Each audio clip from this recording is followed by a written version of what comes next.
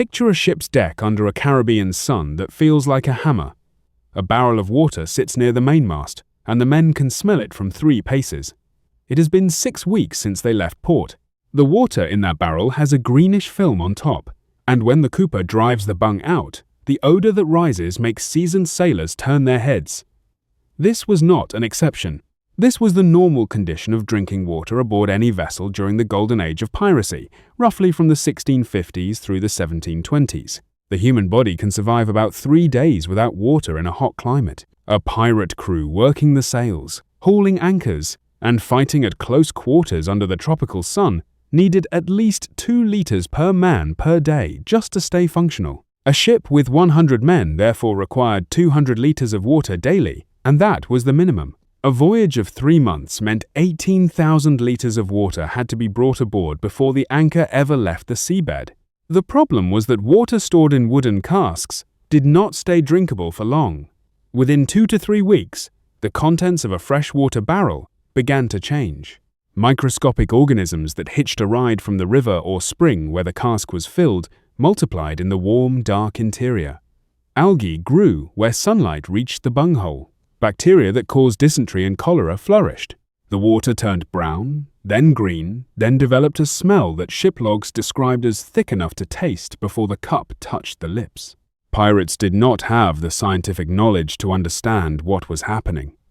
Germ theory would not gain acceptance until the late 19th century, nearly 200 years after the peak of piracy.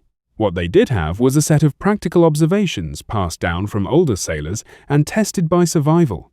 They noticed that water stored in certain types of wood lasted longer. They noticed that adding a small amount of alcohol seemed to slow the spoiling process. They noticed that water kept in the darkest part of the hold, away from heat and light, stayed palatable for a few extra weeks. These observations became the foundation of pirate water management. It was not a system. It was a collection of tricks, each one learned through trial and error, and each one carrying a cost. The most common solution was to mix the water with alcohol. Beer, wine, and eventually rum were added to casks not for the pleasure of drinking, but for preservation. The alcohol content, even at low concentrations, inhibited the growth of some bacteria and masked the taste of what had already grown. But alcohol alone could not solve the problem. A cask of water mixed with rum still spoiled eventually. The pirates needed a way to extend their supply, and they found it in an unlikely place. They learned to collect rainwater by stretching canvas tarps across the deck during storms. They learned to watch for birds, which indicated land and fresh water. They learned to recognize the taste of water that had gone bad in ways that would kill them versus water that was merely unpleasant. The stakes were absolute. A ship that ran out of drinkable water in the middle of the Atlantic had no options. Desalination was unknown. Distillation required equipment that pirate ships rarely carried. The only alternative was to drink seawater, and seawater kills. The human kidney cannot process salt at the concentration found in ocean water. Drinking seawater dehydrates the body further, leading to kidney failure, delirium, and death within days. Every pirate knew this. The fear of dying of thirst on a ship surrounded by undrinkable water was a constant presence in their lives. This is where the popular image of pirates drinking rum constantly becomes misleading. They drank alcohol, yes, but not because they preferred it. They drank it because the water was bad, and the alcohol made the bad water survivable. The rum ration was a matter of survival, not recreation. A pirate who refused his daily allowance of alcohol was not being virtuous. He was being reckless. The documentary record bears this out. Ship logs from the period describe water casks being inspected daily, rotated, and emptied when they became too foul. Captains who failed to manage the water supply lost crews to mutiny or death. The connection between water quality and survival was understood at the most basic level, even if the microbiology behind it remained a mystery. By the time a pirate crew had been at sea for 2 months, every barrel on the ship had a history. Some casks held water that was barely drinkable but safe. Others held water that looked clear but carried disease. The pirates learned to tell the difference by smell, by taste, by watching what happened to the men who drank from each barrel. It was a brutal education, and it killed many before they learned the lesson. The tension between the need for water and the scarcity of good water shaped every decision a pirate captain made. Where to sail, when to stop, how long to stay at sea, whether to risk a landing on an unknown coast for fresh supplies, the water dictated the voyage. The pirates simply had to find ways to live with what they had. The primary source of water for a pirate vessel was always fresh water taken on board at a friendly port. Those casks were filled from a well or a stream, hoisted onto the deck, and rolled into the hold. But the wood itself was a problem. Oak staves swelled when wet and shrank when dry, and the gaps between them collected slime and sediment. Within a week of sailing, the water inside began to turn green at the edges. It grew thick with algae and the larvae of mosquitoes that had bred in the cask during the last stop. The men drank it anyway, because the alternative was worse. The real challenge began once those casks were sealed and the ship had lost sight of land.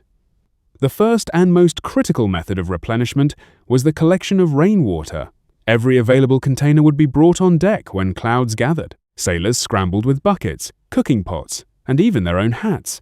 Sails were sometimes rigged to funnel water into barrels, and personal drinking horns and leather bags were used. The first few minutes of a downpour were always the dirtiest, washing salt and bird droppings off the canvas, but the water that followed was clean and sweet. A good storm could refill a dozen casks in an hour. The crew would stand on deck with their mouths open, letting the rain run down their faces. This method was highly effective when rain fell, providing a large quantity of relatively clean water in a short time. Its limitation was its total dependence on the weather. A ship caught in the doldrums or sailing through an arid zone could go weeks without a single downpour, turning every drop into a precious commodity. When land was sighted, the crew's immediate priority was often to find fresh water. Small boats would be sent ashore to locate streams or rivers. The men rowed quietly, watching the tree line for movement. This was a dangerous operation, as landing parties were vulnerable to attack from local inhabitants, colonial authorities, or rival crews. The water itself could also be a hazard. A stream running through a populated area might be contaminated.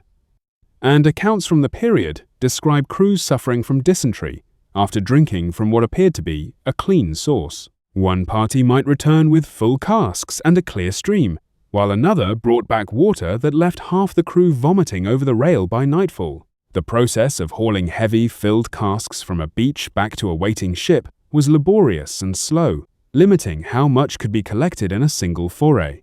The threat of being discovered often meant leaving before the casks were full.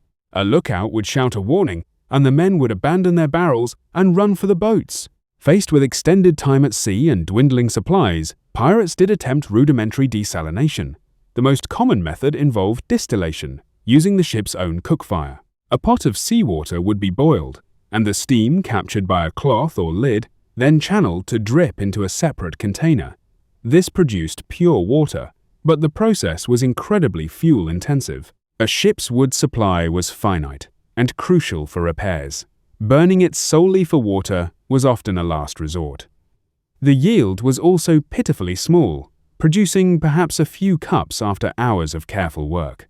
Some references, like those in Captain Charles Johnson's A General History of the Pirates, hint at other improvised techniques, such as using the sun's heat in shallow, sealed containers to encourage evaporation and condensation. These methods were unreliable and could not produce water on the scale a crew required.